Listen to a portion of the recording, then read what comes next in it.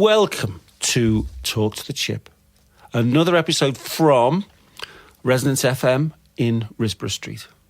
We will be looking at an absolute classic and extremely influential piece of electronic music by Morton Subotnick. His groundbreaking piece, Silver Apples of the Moon. When I say groundbreaking, it's actually, there was so many firsts connected with this composition. It's the first piece of classical music in general, but particularly it's the first piece of electronic music that was commissioned specifically for a vinyl release. Yeah. So it's actually composed for the format of vinyl. Yeah, that's important. Yeah, that's what it's in two. That's it. Well, it's in two halves: a first half and a second half. One's 17 minutes long, the other one's 15 minutes long. Yeah. So it fits exactly into the format of a 12-inch record running at 33.3 revolutions per minute. The another important aspect will be the other really important. It's the first album. Not only to be completely composed with, but to actually even to feature a voltage-controlled synthesizer. Yeah, actually there is like a reference to pitch dimensions, and you mentioned classical, 20th century contemporary composition to be published then on LP, but then use of these tools, and also like a booklet 100 with that non-traditional, no keys synthesizer. So this is the really early days of synthesizers. So Morton Subotnick is incredibly important for a number of... So not only is it these two completely new things, novel things that he created with this album, with Silver Apples of the Moon, but he was also with Pauline Oliveros, set up the San Francisco Tape Center. Yeah, that's important. And this was much earlier on. This was 5 or 6 years earlier,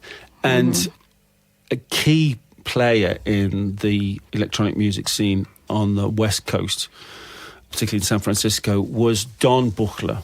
And Don Buchler was a experimental instrument designer and synthesizer builder. And so Don Buchler had created for the San Francisco Tape Center a synthesizer that he called the Buchler 100.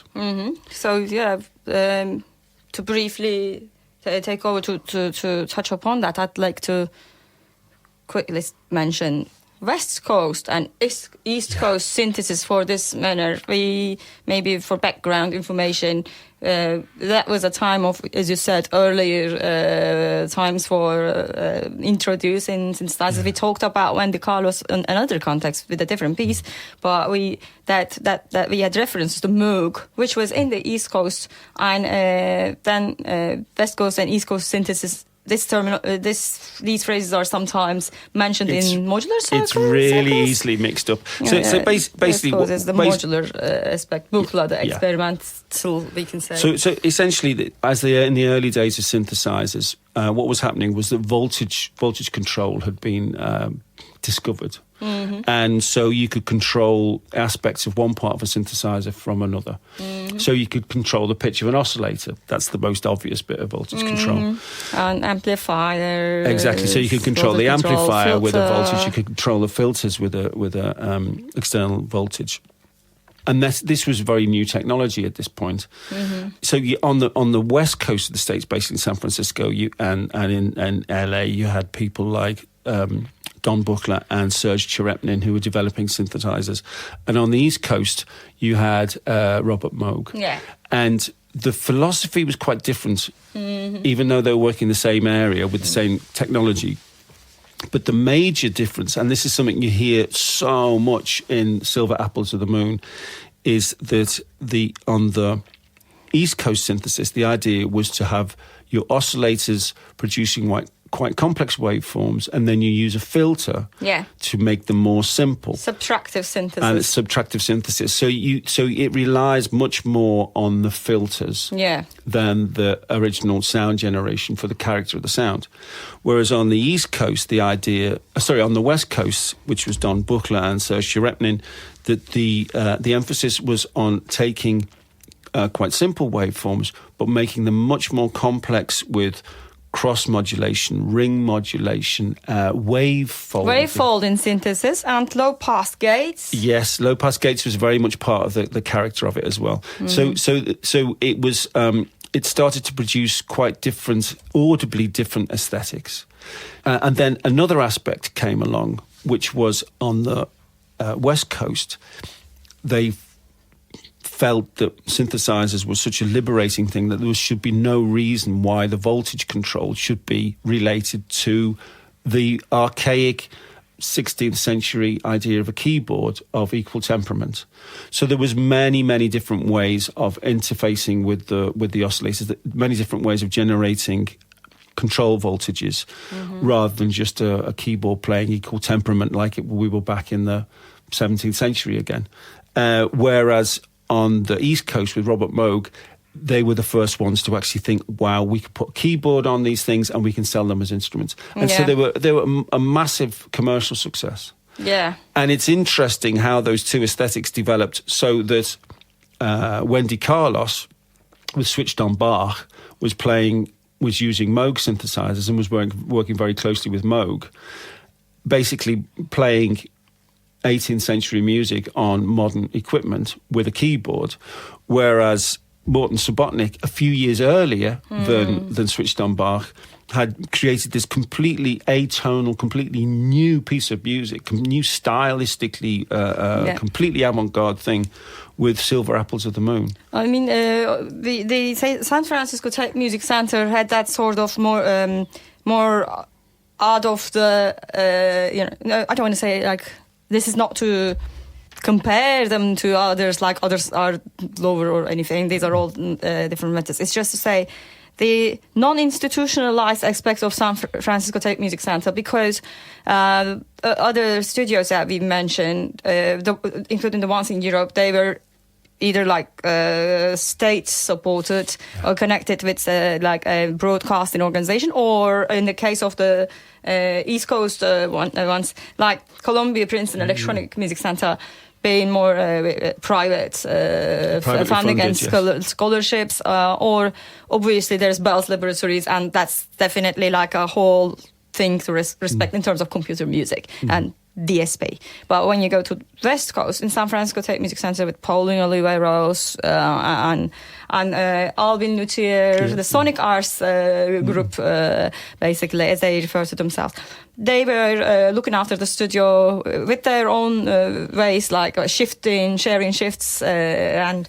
it was very much like that sort of initiative that kind of facilitated the avant-garde, what we call avant-garde pathway. And then when you think about the way Buchla modular synthesis works, that matches with that kind of approach. And even in today now, it's very revolutionary, on its own right. And it helps with understanding the concepts of synthesis from the point of thinking outside the box.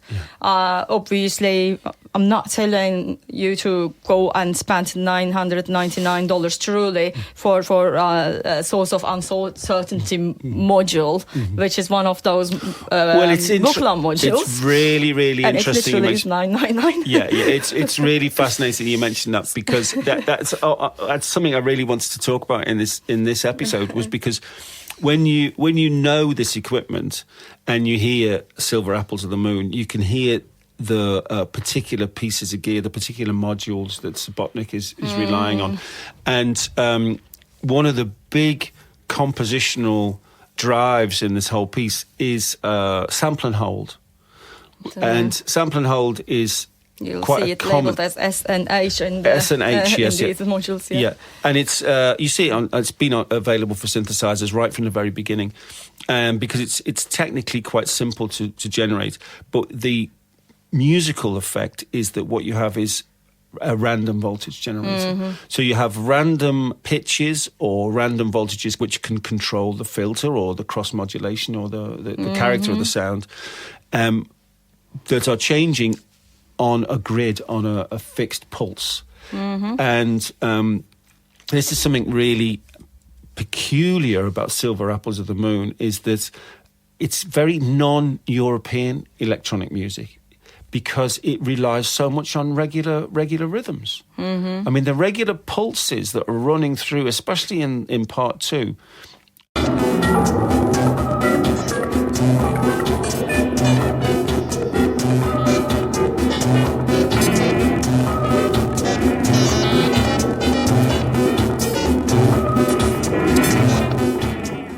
I mean, someone like Stockhausen would have been absolutely horrified to have this regular pulse going all the time. Why? Why do you think he would be horrified? Because he was. I know, from people who worked with him that if something became regular, he would immediately stop it. Yeah. That was. As far as he was concerned, it was against the whole flow of history towards his great expressive concept. I guess, I like that you mentioned that, because for those of you who don't know about it, we don't talk a lot about like what we do. We add these links, but Jono, among the many things that he does, is teaching in Köln University of Tanz und Musik. I work at the Hochschule of Musik and Tanz in Cologne, which was where Stockhausen worked. When he says this about Stockhausen, by the way, it's not like the things we are reading, not just that. It's because they literally... I didn't get it off Reddit. No, exactly. So it's not from Reddit. It's not from whatever these funny forums. Yeah. Okay. Yeah. Just important. I mean, it's very different way of thinking. The way it works is it helps you rewire the way you can create music. In terms of those synthesis methods, when you say like cross modulation and wavefolding, we can talk about the amplitude aspect, how you can create like soft or hard clips or rap unfolding. These are waves that you can manipulate with without merely relying on filters and the patching and the routing of things, giving you these kind of options, communications between these modules. But then if you use also DSP tools like Max MSP, which is not definitely DSP, just for our listeners, DSP meaning digital sound processing. Digital signal processing. Which basically means working in a computer. Working in a computer, and it is a field that's not just sound, but the reason I wanted to mention Max is one of the when it came out, before it came out, so there is a connection with Bell's Laboratories. And Laurie Spiegel. Miller Pocket and David Ciccarelli.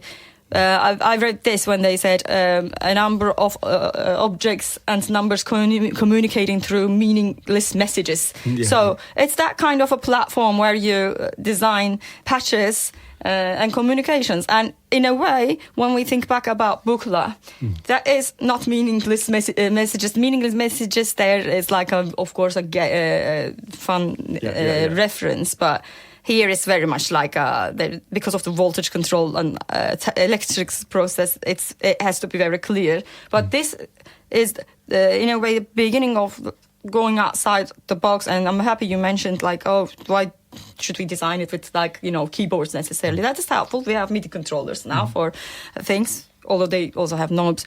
But that's the idea. And everything, even in the digital version, like the tools like VCV Rack, or recently I've found out about more like a Linux or more independent one called Cardinal. These tools are still using the same Buchla terminology. So Subotnick's pieces, I think, good to mention, to refer to all of these current developments, because VCV, voltage controlled, like VCO, VCF, it is a tool in the computer, but it's still using voltage controls in the terminology. Yeah. Well, this is the important thing, is there's the difference between the technology and the ideas behind them. So, it's the ideas that Buchla had are much more important, and they're being implemented by different technology now. Yeah. But it's the idea. It's the ideas that were important. Yeah. And I think this one piece of equipment he made, the source of uncertainty, is a really nice thing. So he had this, of course, producing random voltages is a very important part of the compositional technique, and we hear it a lot in Silver Apples. And white noise, which is one of the most important basic signals that are used in electronic music, is effectively a random waveform. It's when all the pitches are all happening at the same time, so it's leaping around all over the place. But it shows a lot about Don Buchler's character, that his random signal and random voltage generator, he didn't just call it the random module, he called it the source of uncertainty. And it's such a complicated way of doing things in a way that leaves much more creativity in there. And that's the really special thing. That's the real special contribution of the artists and the technicians of this period. And it is amazing that the kind of groundwork that they set then, we are using exactly the same things today, Yeah. And it's interesting that, that I've just finished, literally last week, a translation of a book about modular synthesizers and the whole history of modular synthesizers. Oh, wow. And it's fascinating for me that it's such a fashionable thing from the last 10, 20 years has become really, really fashionable again. But the first synthesizers were modular. So that the first Moog systems were modular systems. Yeah. The first Buchler systems were modular. It's like that the whole concept of how we synthesize things, of synthetic music, is essentially a modular thing. Yeah, with the matrices and routings. Yeah, but they became this idea of a single instrument with a bunch of incomprehensible knobs on it and a keyboard, in response to Moog putting keyboards on the synths in the East Coast style in the late 60s and the Mini Moog, because all of a sudden synthesizers weren't the kind of synthesis affordable and portable. Well, it wasn't just they became affordable, but it also meant that people with traditional sets of skills could play the synthesizer. So you get people like, I don't know, imagine like the keyboard player in a band like Genesis would be playing like major scales on the synths, whereas 5 years earlier with Morton Subotnick, it was using random voltages and playing with the sound itself, rather than going up and down a major scale. In a progressive rock band, Maybe he wanted to do that. No, I mean, it's a funny joke. Exactly. I mean, he witnessed how Buchler was building it in a way. Like he was not like involved in the design, but he had the perspective about the whole idea of how it was developed. And he says in one of those interviews, which I will link, he says he was about the Buchler synthesizer and how he was convinced to compose this by using that, among others. He was building it according to my design. I was trying to picture what I would need to create, the kind of electronic music that I would want to do. What I had when he got finished was what I had dreamed of it being. So it was sort of the other way around. I dreamed it, and he designed it and built it. So apparently... super creative relationship. Yeah, absolutely brilliant.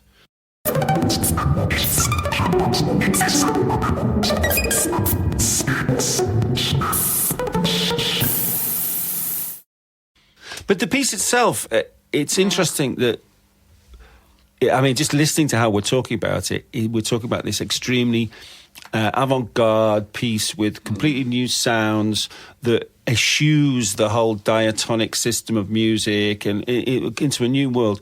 But it was a real success. The album's popular aspect. That's it. The albums, groovy, pulse-driven things. That's it. The album sold really, really well, and it puts Subotnick on the map. It puts electronic music on the map. It was a firm favourite with bands like the Grateful Dead, and of course Zappa was into it. It was amazing how popular it had become. And it's strange that just a few years later, it was completely overshadowed by Wendy Carlos playing Bach on these instruments. which is like kind of. Was that how it was? Yeah.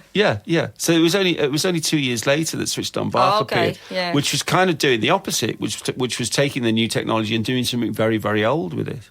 Yeah. And in a way, we're only just recovering from that.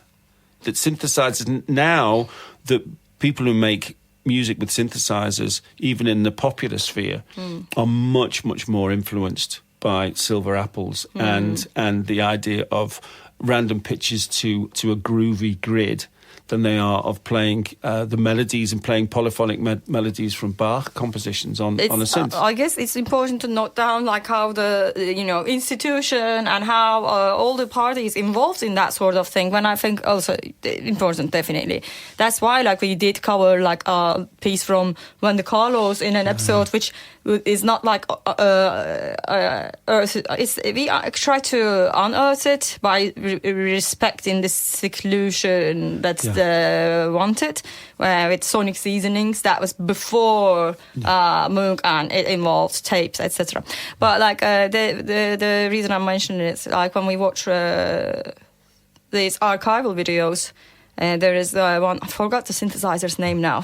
I will add it in the links. But Wendy Carlos showing like sound design 101, you see that aspect of her building xylophone and the way she does it, like one by one, step by step, showing it by playing the notes and adjusting the levels of the harmonics. Exactly. That shows like, these composers, they all had that sort of perspective of like approaching sound in a way, like obviously like all the articulations, dynamics of classical music or traditionally written scores, they would be influencing their decisions maybe, but the idea is to take all those parameters of sound and then building that kind of, whatever you call it, a patch, a system, designing the sound in a way. So, but then the commercial aspect, when you look into it, that is that's definitely can have years and years of influence, as you say. But then we also have a lot of people, like a bunch of men, or like I'm not like just looping, sequencing the sounds. It is one method to approach it. Yeah. It's fun. It's still like, there is that part of modules that I see. I mean, we did talk about like Tangerine Dream and the beautiful balanced school of sequences. These are all things to appreciate. But on the other hand, I'd say like a lot of in the modular synthesis world, it's a whole different world. I think none of them are free from these key events. Yes, it's so much. There's so much you can do with this equipment, but still, the music that people make with it is using equal temperaments, and it's almost all of it in 4/4. Yeah, that's true. I understand. Same rhythm. I'm definitely recognizing. Like, I would probably be the last person to. Like, I mean, that's why like some circles are not liking what I do maybe, or what I talk about, because they just want to go with the 4-bar loops, or they just want to go with the usual, like, we already have too much of it. We go to radio, it's there, it's in the mainstream. Like, why would you sign up for example, studying electronic music? One of the weird things for me is that, of course, I was involved in the early days of the development of rave music. Yeah, you're a pioneer in that sense. Well, yeah. I mean, I was sitting in the studio as an engineer and programmer. We were releasing like 5 or 6 tracks a week. I was doing an enormous amount of quite anonymous rave tunes, which became techno, which became house music, all that stuff. It's amazing. Which then became drum and bass, and all of that stuff was all related. And the thing is that those conventions were put in place quite early, let's say between 89 and 94, and haven't changed since. Yeah. It's absolutely amazing for me now, having young DJs getting in touch with me looking for tracks that I worked on 30 years ago. In a way. And they're saying, and it's like, I often put myself in their position and say, if I'd asked my father for a piece of music from 1963 in 1993, or even worse, from 1953, it seemed impossible to us at that time.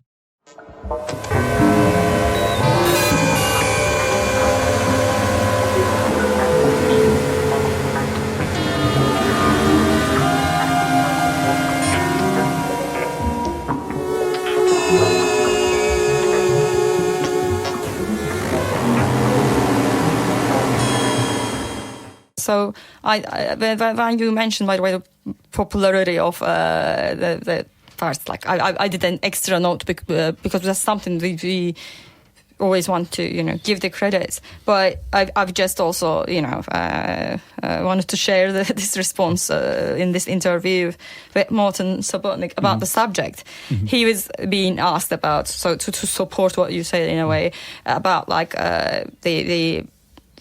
he was surprised by what the hell? How did it go so popular? They weren't expecting it because it's something connected with again with the MOOC party. So he was asked, were you surprised at all when you saw all the popularity it got after it became such a hit? And it is also referred to as paving the way for things like when the Carlos switched on Bach. And then he says, I was completely dumbfounded, as was everybody else. I got a certain amount of money from my publisher at the time for my instrumental music. They gave what was called an advance on royalties, but you never were going to make enough to ever pay back. I don't know. I got $400 a month or $500 a month. He says these are like the times are different, so currencies might be a bit.